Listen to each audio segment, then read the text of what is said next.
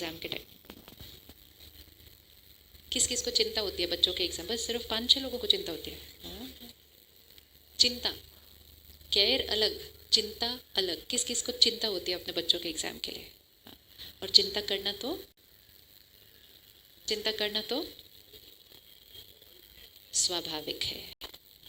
आपके चिंता करने से उनके मार्क्स, आपकी चिंता करने से उनके marks, fill in the blank. आपकी चिंता करने से उनके marks, fill in the blank.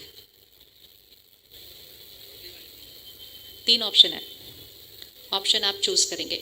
आपके चिंता करने से उनके मार्क्स बढ़ जाएंगे, जितने आने हैं उतने ही आएंगे, या घट जाएंगे। सिर्फ विजुअलाइज करना है, ठीक है भैया जी? ये जीवन है, हाँ, चिंता मुक्त है। हमें सिर्फ क्या ध्यान रखना है कि दूसरों को अपने तरह से चलते हुए देखकर, हमें उनको देखकर हमें डिस्टर्ब नहीं होना। विजुअलाइज करते हैं अभी और डिसाइड करते हैं आज मैं स्टूडेंट हूँ, ये मेरी कुर्सी, ये मेरी टेबल, ये मेरी बुक्स, मैं पढ़ रही हूँ। पढ़ने के लिए मुझे मन की स्थिति कैसी चाहिए? एकाग्र। एकाग्र, जितनी एकाग्र उतना जो मैंने पढ़ना है वो क्या हो जाएगा? अंदर जाएगा। लेकिन मेरी फैमिली ने दूसरे रूम में बैठकर वाइब्रेशन पूरे घर की कैसे कर दी? लो, तो मेरी हाई हो जाएगी, तो मेरे नंबर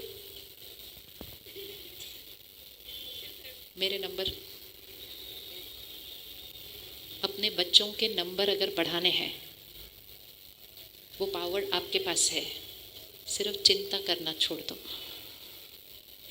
और निश्चिंत एकाग्र वाइब्रेशन घर में रेडिएट कर दो।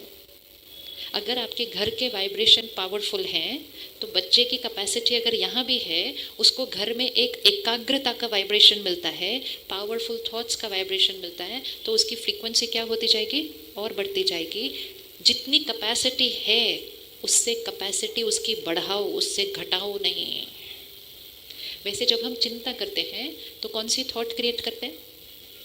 Anybody give example. चिंता की थॉट कौन सी होती है? नेगेटिव पॉजिटिव नहीं, थॉट कौन सी होती है? चिंता। पढ़ेगा नहीं पढ़ेगा, वन थॉट। Anybody else? हाँ जी, पता नहीं क्या होगा, सेकंड थॉट। तीसरा, फेल हो जाएगा, फेल हो जाएगा। चौथा, चिंता की कोई और थॉट?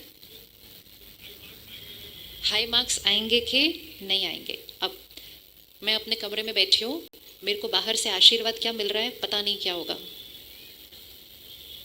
जितने नंबर आने चाहिए उतने नहीं आएंगे तो आगे क्या होगा? इसका कुछ होगा भी कि कुछ होगा ही नहीं। इतने सारे आशीर्वाद अगर मुझे मिलेंगे तो मेरा क्या होगा? क्या लगता है? और मुख से हम क्या कहते हैं बच्चे को? सब अच्छा होगा, तुम चिंता नहीं करो, सब अच्छा होगा। हम इस फैक्टर का ध्यान नहीं रख रहे कि मेरे मन की स्थिति उस बच्चे के मन की स्थिति पर असर करती है और उस बच्चे के मन की स्थिति उसकी परफॉर्मेंस पर असर करती है। तो सबसे बड़ा गिफ्ट जो हम किसी को भी दे सकते हैं किसी भी परिस्थिति के अंदर, वो है एक निश्चिंत मन। अब ये पढ़ेगा या नहीं पढ़ेगा, ये भी एक सोच है। ये आएगी मेरी तरफ तो मेरा पढ़ने का मूड जो बड़ी मुश्किल से बन रहा था, अब उस थॉट को चेंज करके कोई और थॉट भेजो, हाई फ्रीक्वेंसी थॉट चेंज करो, हाई फ्रीक्वेंसी थॉट क्रिएट करें, हाई फ्रीक्वेंसी थॉट क्रिएट करें। पढ़ेगा या नहीं पढ़ेगा, हाई फ्रीक्वेंसी थॉट क्रिएट करें। क्या कर सकते हैं?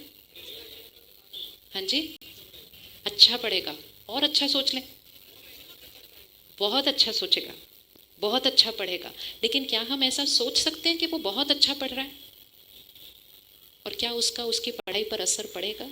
कोई न पढ़ रहा हो ना, लेकिन आप उसको सिर्फ ये वाइब्रेशन देते जाओ, आप बहुत अच्छा पढ़ रहे हैं, आप बहुत अच्छा पढ़ रहे हैं, आप बहुत अच्छा पढ़ रहे हैं, आप बहुत अच्छा पढ़ रहे हैं, आप बहुत अच्छा पढ़ रहे हैं।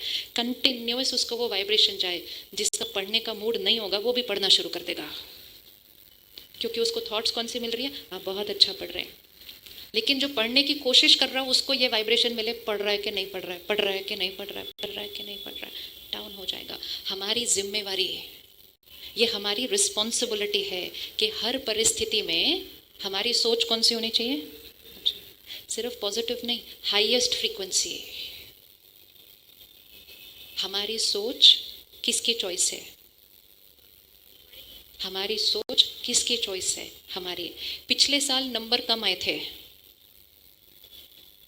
पास्ट एक्सपीरियंस, पिछले साल नंबर कम आए थे।